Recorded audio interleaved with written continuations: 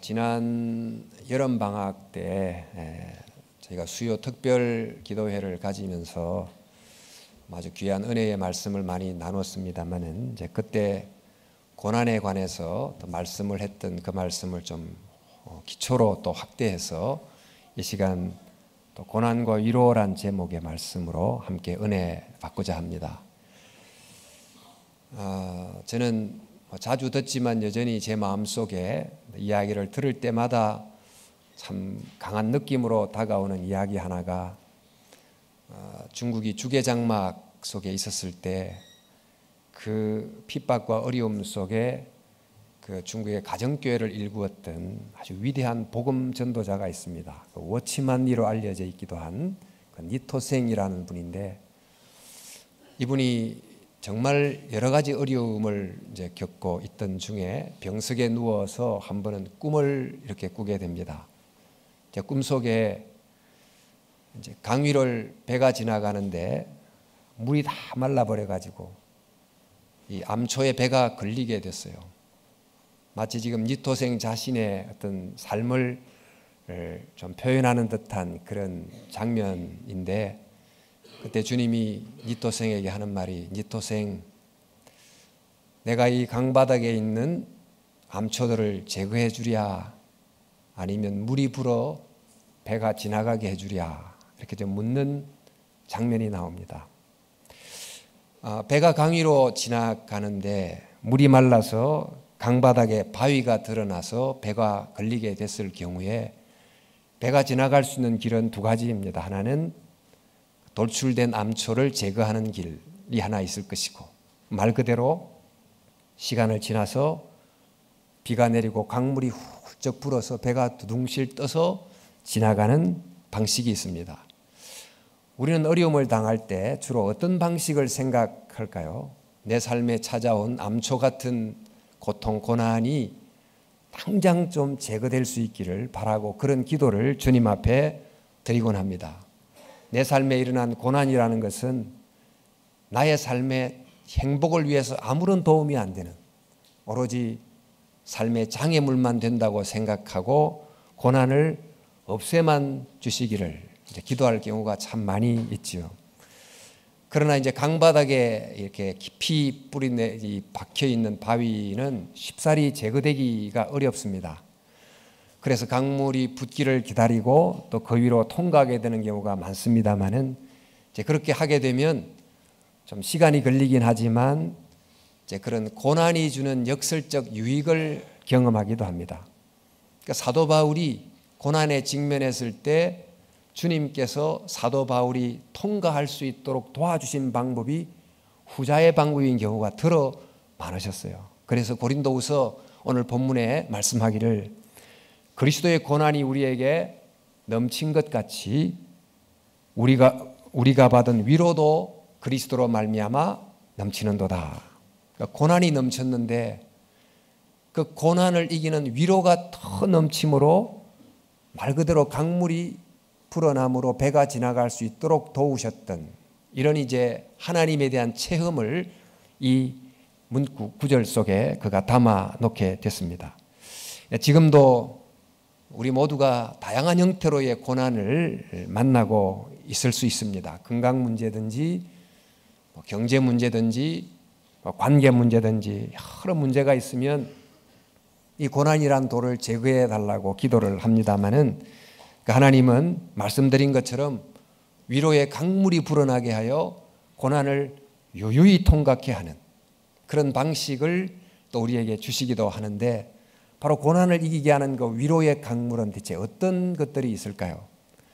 하나님이 주시는 그 첫 번째의 위로는 그 하나님이 우리의 고통을 아신다는 것을 알게 해 줌으로 우리에게 주는 위로, 이 위로가 고난을 이기게 해 줍니다.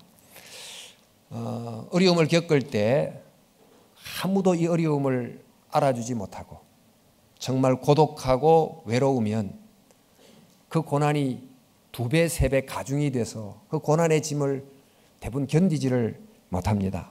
하지만은 누군가가 고난을 이해해주고 고난의 자리 곁에 있어주면 그래도 그 힘을 힘입어서 고통을 겨우라도 통과하게 되는 경우가 있지 않습니까?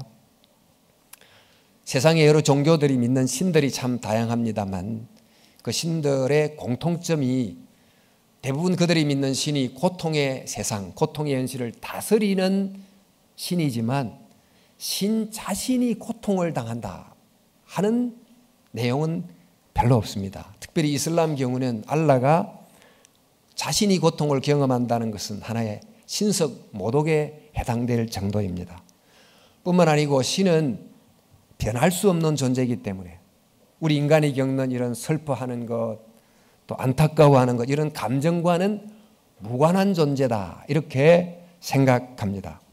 그러니까 신을 향하여 고통을 벗어나게 해달라고 간절히 부르짖기는 하지만 그러나 그 신이 고통을 없애줄 수는 있어도 내가 앓는 고통을 안다거나 공감해 준다거나 그런 신들은 사실은 존재하지를 않습니다.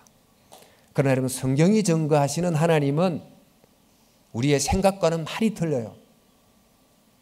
성경의 하나님은 천지를 창조하시고 역사를 지배하는 강력한 힘을 가지신 주권자이십니다. 그러나 동시에 성경의 하나님은 자신이 고난을 당하시고 어린 양처럼 죽임을 당하신 매우 약하신 하나님으로 나타나기도 하십니다. 우리 창세기에 보면 여호와께서 한탄하사 마음에 근심하시고 라는 이런 표현이 나오기도 하고, 또 다른 구절을 보면 에브라임은 한 지파를 뜻합니다. 야곱의 아들 중에 있는 나의 사랑하는 아들 기뻐하는 자식이 아니냐, 내가 그를 책망하여 말할 때마다 깊이 생각하노라. 그러므로 그를 위하여 내 창자가 들끓으니 그랬어요. 성경에 나타난 하나님은 세상을 통치하는 강력한 주권자이면서 동시에 인간의 고통을 보면서 본인도 가슴 아파하시는 하나님으로 소개되고 있습니다. 하나님이 이렇게 고통하는 우리를 보시고 또 아파하시는데 그 정도로 끝나지 않고 이 고통의 세상을 초월해 계시는 그분께서 인간의 죄로 말미암아 고통하는 세상 속으로 친히 들어오심으로 고통을 아주 깊게 그리고 크게 겪으십니다. 우리가 복음서를 보면서 만난 성육신하신 예수님, 그분은 인간이 겪는 거의 모든 종류의 고통을 다 겪으셨어요.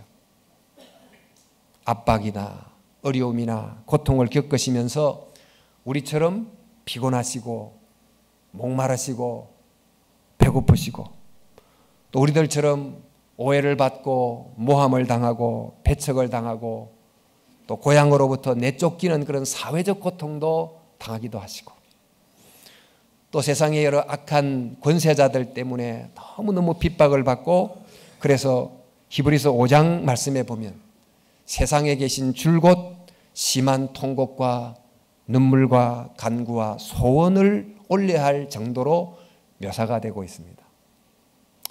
그러다가 생애의 마지막 지점에 이르러서는 실로 인간이 겪을 수 있는 최고조의 고통을 본인이 온몸으로 겪으셨는데, 그렇게 사랑을 쏟아부었던 제자들로부터 배신당하는 것으로부터 십자가에서 온몸이 찢기는 정말 극도의 육체의 고통을 겪으셨지요. 그러나 그보다도 더 영원한 사랑의 관계 속에 있었던 하늘의 아버지 하나님으로부터 버림을 받은 인간으로서는 상상하기 어려운 일종의 우주적 고통까지 몸에 지셨습니다. 그리고 그때 이렇게 절규하며 외치셨습니다. 엘리 엘리 라마 사박다니, 하나님 하나님 어찌하여 나를 버리시나이까. 지금 우리가 여러 종류의 고난을 겪고 있습니다만 때로는 이런 고난을 과연 누가 제대로 알아줄까 이런 생각이 드시지요. 근데 하나님은 알고 계시는데 그저 지적 알미 아닌 체험적으로 알고 있으신 것입니다. 그 예수님은 우리가 겪은 모든 일에 똑같이 우리와 시험을 받은 분이시되, 그런 점에서 우리의 연약함을 다 아시는 분, 우리의 연약함을 동정하지 못할 분이 아니신 것으로 성경이 설명하고 있습니다. 그러니까 하나님은 우리의 고난을 아시는데 이 고난을 안다는 것이 의사가 환자의 고난을 책을 통해서나 계속 만나는 어떤 환자를 관찰함을 통해서 하는 지적인 삶이 아닌, 의사가 자신이 환자의 질병보다 더 심하게 질병을 앓고 난 다음에 환자의 고통을 아는 그런 매우 경험적인 삶으로 우리를 알고 계신다는 것입니다. 아픈 만큼 사랑한다라고 하는 다큐 영화가 있습니다.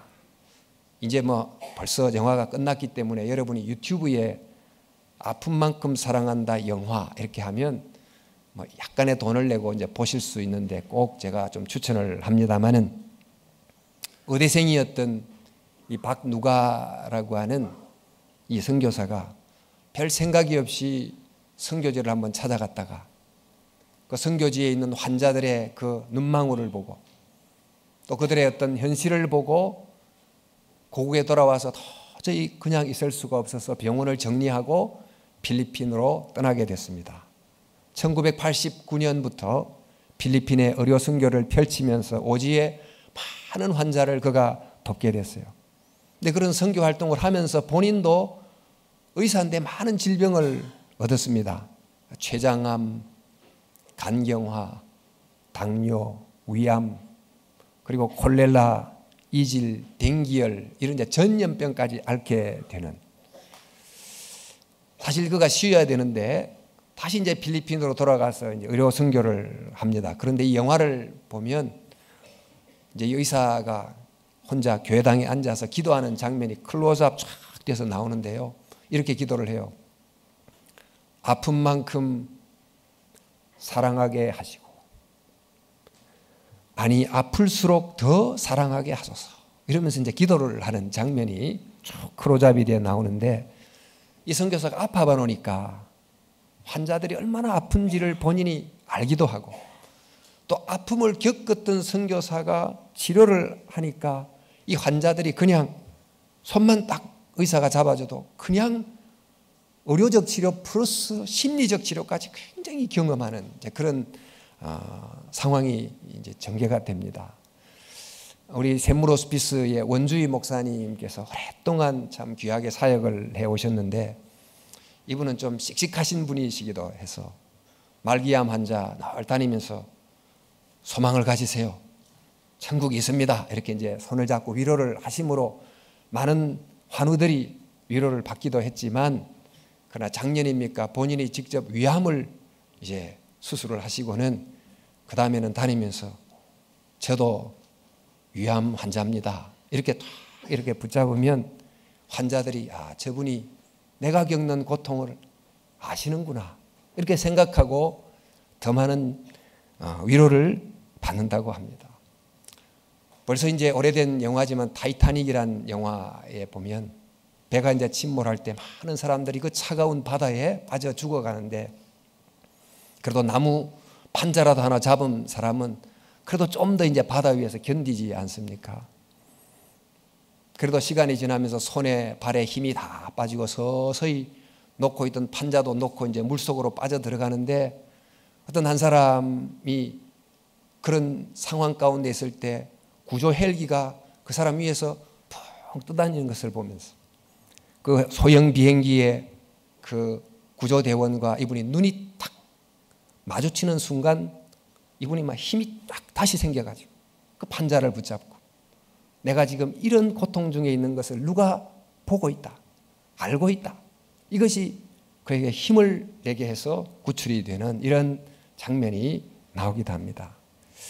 우리가 어떤 어려움을 겪을 때, 고통을 당할 때 다른 사람이 몰라준다고 할지라도 하나님은 알고 계시겠지, 하나님은 내 이 마음을 아시겠지, 이런 믿음이 생기면 그것이 고난을 이기게 하는 위로가 되는 것입니다. 우리가 신앙 안에서 바로 이런 위로를 힘입어서 고난을 통과하게 되는 것이지요. 하나님이 주시는 또 다른 하나의 위로는 우리의 고통을 아실 뿐만 아니고 그 고통의 길에 함께 걸으심을 통해서 주는 위로가 있어요. 우리가 고난을 당할 때, 또 내게는 상관이 전혀 없다고 생각했던 어떤 고통이 내 것이 됐을 때 그때 누구든지 던지는 질문이 있습니다. 왜 하필 나에게 이런 고통을, 또 내가 이런 고통을 당할 때 하나님은 어디 계십니까? 이런 질문을 거의 대부분 하게 됩니다. 시편 23편은 우리가 겪는 이 고통을 사망의 엄침한 골짜기로 통과하는 것으로 묘사합니다. 이런 골짜기를 통과할 때 하나님 안 보이시는데요? 어디 계시지요? 이런 질문을 하게 되는 거예요. 또 이사야서는 이 고난의 시간을 큰 불을, 또 큰 물을 통과하는 것으로 설명을 합니다. 이때도 동일하게 하나님 어디 계십니까? 하고 이제 묻게 됩니다. 그런데 바로 이 질문에 대해서 시편 23편은 어떻게 답하고 있을까요? 23편, 내가 사망의 엄침한 골짜기를 다닐지라도 해를 두려워하지 않을 것은 주께서 그 자리에 나와 함께 하심이라. 또 큰 물과 큰 불을 지날 때 어디 계십니까? 하고 물을 때 성경을 어떻게 답하는가 봤더니 내가 물 가운데로 지날 때 내가 너와 함께 할 것이라. 강을 건널 때 물이 너를 침몰하지 못하며 내가 불 가운데로 지날 때도 타지도 아니할 것이요 불꽃이 너를 사르지도 못하리니 두려워하지 말라. 내가 너와 함께 하여 라고 하셨어요. 이제 고난을 당할 때 하나님이 어디 계신가? 이런 질문 앞에 주시는 성경 구절인데 사실은 질문을 향하여 보다 아주 드라마틱한 답을 주는 하나의 이야기가 있습니다. 바벨론으로 잡혀갔던 다니엘의 세 친구가 느부갓네살 왕의 명령에 불복함으로 정말 풀무불에 던지라고 하는 이런 형벌을 선포받게 됩니다. 선언하게 됩니다. 이들이 그 뜨거운 불 속으로 던지게 됐는데 왕이 그 불 속에서 이 세 사람이 괴로워하는 모습을 보려고 들여다보는데 보니까 놀랍게도 불 속에 세 사람만 걷는 게 아니고 또 한 사람이 같이 걷고 있는 것을 왕이 보게 됐어요. 그 걷고 있는 그 네 번째 사람이 왕의 관심을 완전히 사로잡았습니다. 성경 구절을 보니까 내가 보니, 그러니까 느부갓네살 이야기죠. 결박되지 아니하는 네 사람이 불 가운데로 다니는데 상하지도 아니하였고 그 넷째의 모양은 신들의 아들 같도다 하고 이랬어요. 그러니까 세 사람의 젊은이가 불 속을 통과하고 있는데 그 곁에 네 번째 사람 어떤 한 분이 같이 걷고 계셨다. 그분이 바로 구약에 나타난 예수 그리스도이시지요. 모세가 미디안 광야에서 양을 치고 있던 중에 한 번은 그 광야에 아주 흔한 그 잡목인 떨기나무에 불이 붙어서 꺼지지 않는 모습을 보고 참 신기하다. 그래서 가까이 다가가 봤더니 이런 음성이 들렸어요. 내가 선 곳은 거룩한 곳이니 내 발에서 신을 벗어라.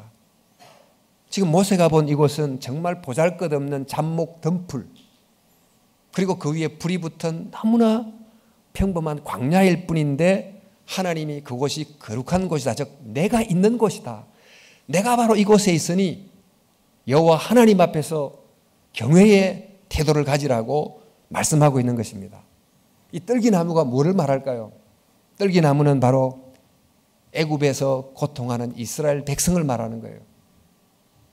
노예로 아주 천한 백성으로 전락해버린 떨기나무 같은 백성들. 근데 그들 위에 고난의 불이 붙었어요. 지금 애굽에 있는 이스라엘 백성은 마치 고난의 불이 활활 타오르는 그런 떨기나무와 같은 존재로 애굽이라는 풀무불 속을 통과하고 있었던 것입니다. 그런데 바로 그곳에 하나님이 어디 계세요? 하고 많은 사람들이 질문하게 되는 그 고통의 순간에 이 모세가 만난 이 장면에서는 내가 그 고통 속에 함께 있다는 거예요. 그래서 예수님께서 바로 풀무불 같은 애굽 속에 던져졌던 이스라엘 백성 속에 함께 거닐면서 마침내 그들을 출애굽시키셨지요. 이런 이야기가 참 많습니다만은 바울이 다메섹으로 초기 기독교인을 잡으러 갔을 때도 빛 속에 나타난 예수님께서 사울을 향해 하는 말씀이 사울아 사울아 어찌하여 내가 나를 핍박하느냐. 한 번도 예수님을 만난 적도 없는데 그는 오직 초기 기독교인들만 핍박했을 뿐인데 예수님은 핍박당하는 그들 속에 함께 박해를 당하고 계셨다 하는 말씀입니다. 참 이해하기 어렵지 않습니까? 어떻게 그럴 수가 있지? 이해하기 어렵지만 하나님은 우리의 고통을 아시고 고통의 자리에 함께 계신다는 것인데 이 내용을 폴 브랜드라고 하는 의사와 유명한 저술가 필립 얀시라는 사람이 공저한 그분의 형상으로 하는 책에서 뇌와 몸의 비율을 가지고 해서 설명해 주고 있습니다. 뇌에는 고통을 감지하는 말단 신경세포가 없다고 합니다. 그래서 뇌 자체는 고통을 느끼지 못하기 때문에 의사의 손이 수술하면서 일단 두개골 안으로만 들어가면 그 안에서 무엇을 자르든지 전혀 뇌는 고통을 느끼지 못한다고 합니다. 하지만은 이 뇌는 매우 오묘하게도 우리 몸의 모든 전신의 고통 중추가 다 통과를 해가지고 새끼손가락부터 엄지발가락까지 내장의 모든 기관 또 외부의 표피까지 모든 체내의 부위에 생기는 고통이 뇌를 통과하지 않는 것이 하나도 없다고 그래요. 그러니까 뇌를 통과하기에 고통을 우리가 느끼는 것이지요. 그리스도는 교회의 머리다고 하십니다. 머리 대신 예수님은 어쩌면 그분이 직접 고통을 당하지 않으신다 할지라도 몸된 교회 지체들이 느끼는 모든 고통을 당연히 알고 계시고 심지어 본인이 느끼고 계신다고 할 수 있습니다. 하나님과 우리의 관계는 아마 뇌와 몸의 관계처럼 연결되어 있는지도 모른다라고 이제 이 책에서 이야기를 합니다. 하나님은 초월자 하나님이시지만은 동시에 우리의 아픔을 겪으시는 하나님. 이런 하나님으로서 아주 신비로운 방식으로 우리 곁에 계시고 우리와 동행하고 계신다는 것입니다. 하나님의 우리에게 향한 위로는 우리가 종종 힘들어 기도하거나 주님을 향하여 부러짓거나 그럴 때 이런 메시지로 종종 다가옵니다. 얘야, 내가 너를 안다. 내가 너의 마음을 안다. 이런 제 메시지로 많이 다가와요. 그러다 보니까 이런 보편적인 하나님의 위로를 경험했던 성도들의 어떤 경험을 오래된 이 모래 위의 발자국이라는 시가 아주 예쁘게 아름답게 잘 담아냈는데 여러분도 많이 또 읽기도 하고 아셨을 텐데 제가 조금 중략하면서 한번 읽어보겠습니다. 모래 위의 발자국. 어느 날 꿈을 꾸었네. 주와 함께 바닷가 거니는 꿈을 꾸었네. 하늘을 가로질러 빛이 임한 그 바닷가 모래 위에 두 짝의 발자국을 보았네. 한 짝은 내 것, 또 한 짝은 주님의 것. 거기서 내 인생의 장면들을 보았네. 마지막 내 발자국이 멈춘 곳에서 내 삶의 길을 돌이켜 보았을 때 자주 내 삶의 길에 오직 한 짝의 발자국만 보았네. 그때는 내 인생이 비참하고 슬픈 계절이었네. 나는 의아해서 주님께 물었네. 주님, 제가 당신을 따르기로 했을 때 당신은 저와 함께 있겠다고 약속하셨지요. 그러나 보십시오. 제가 주님을 가장 필요로 했을 때 그때 거기에는 한 짝의 발자국밖에는 없었습니다. 주님, 저를 떠나 계셨지요. 주님이 대답하셨네. 나의 귀하고 소중한 이여, 나는 너를 사랑했고 너를 결코 떠나 있지 않았단다. 내 시련의 때, 고통의 때에도 내가 본 오직 그 한 짝의 발자국, 그것은 나의 발자국이니라. 그때 내가 너를 등에 업고 걸었노라.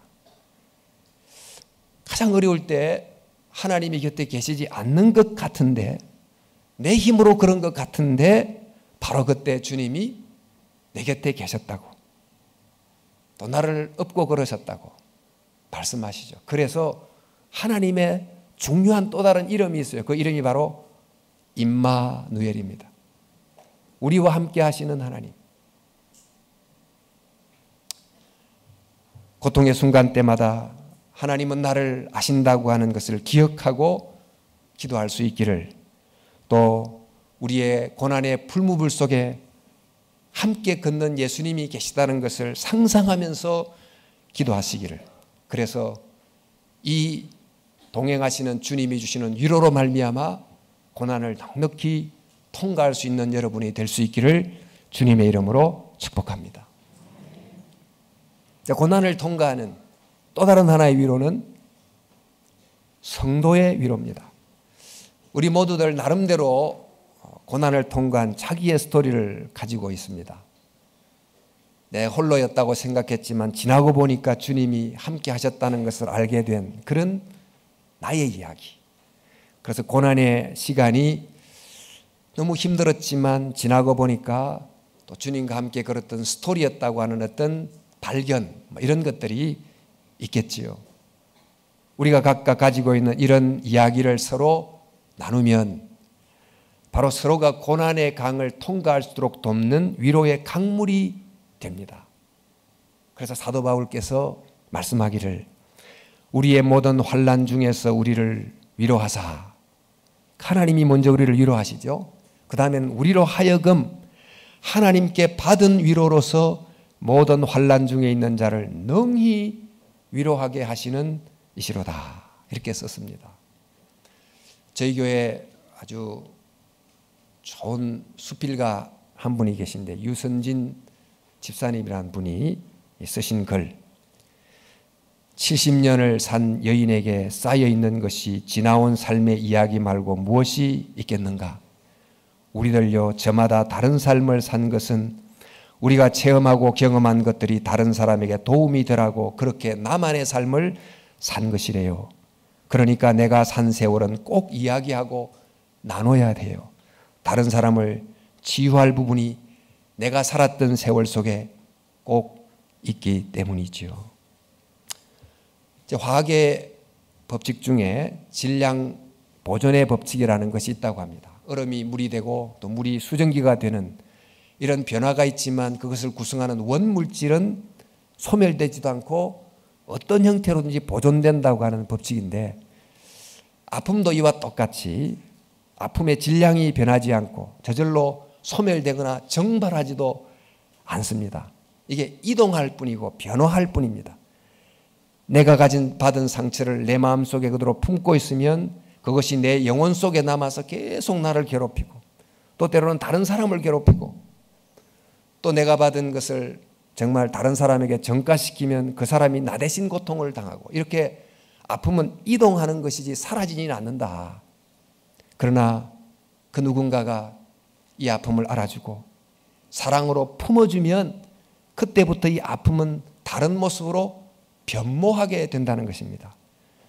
마치 산소 하나와 수소 둘이 서로 만나면 물이라고 하는 전혀 다른 물질이 되는 것처럼 우리의 아픔이 하나님의 사랑을 만나고 또 서로를 알아주고 이해해주는 위로를 만나게 되면 그때부터 이것이 살리는 위로로 변모하는 영적 화학 반응이 일어난다는 것입니다. 그래서 여러분, 우리 고난의 그릇 속에 담긴 하나님의 위로, 이것을 서로 나눔으로 그 위로가 나만의 것이 아닌 우리들의 것이 되므로 우리 모두가 다 서로를 치유하는 하나님의 도구가 될 수 있기를 바랍니다. 복효건 시인의 상처에 관한 한 편의 시가 있습니다. 오래전 입은 누이의 화상은 아무래도 꽃을 닮아간다. 젊은 날 내 속 썩어 쌌더니 누이의 눈매에서는 꽃향기가 난다. 요즘 보니 모든 상처는 꽃의 빛깔을 닮았다. 오래된 누이의 화상을 보니 알겠다. 향기가 배어나는 사람의 가슴 속엔 커다란 상처 하나 있다는 것. 잘 익은 상처에선 꽃향기가 난다.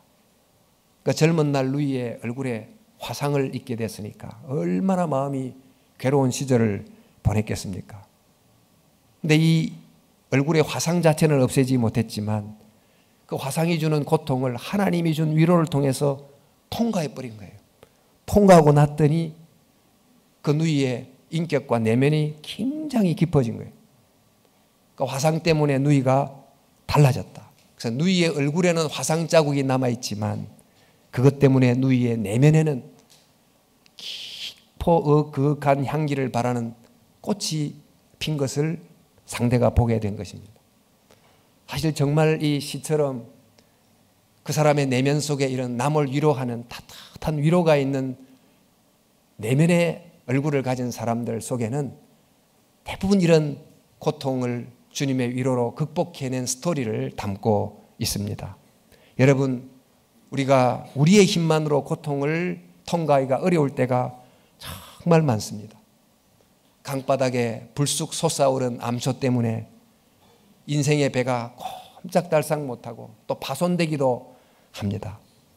그러나 고난을 통과하는 방식은 그 바위를 치우는 것만이 유일한 방식이 아니라는 것을, 위로의 강물을 불게 함으로 배가 유유히 지나가는 방법도 있다는 것을, 그래서 하나님은 내가 너를 안다고 하는 그 하나님의 아심이 주는 위로의 강물을, 또 내가 너가 겪는 그 고난의 길에 함께 걷고 있다는 그 동행의 위로의 강물을, 그리고 성도들이 서로 함께 나누는 그 나눔이 주는 위로의 강물이 우리로 하여금 고난을 통과하게 하는 줄로 믿습니다. 여러분, 이런 식으로 고난을 결국 통과하고 나면 그 고난의 시간은 생각하기도 싫은 그런 시간이 아니라 때로 하나님과 함께 걸었던, 또 하나님의 달콤한 사랑의 속삭임을 들었던 정말 은혜의 시간으로 바뀔 수 있습니다.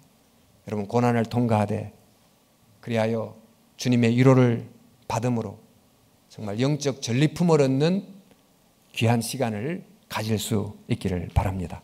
고난이 넘칠수록 위로도 넘친다는 이 말씀이 저와 여러분들에게 그대로 적용이 되어 주님의 위로를 통하여 고난을 은혜 가운데 잘 통과하는 저와 여러분 될 수 있기를 주님의 이름으로 축원합니다.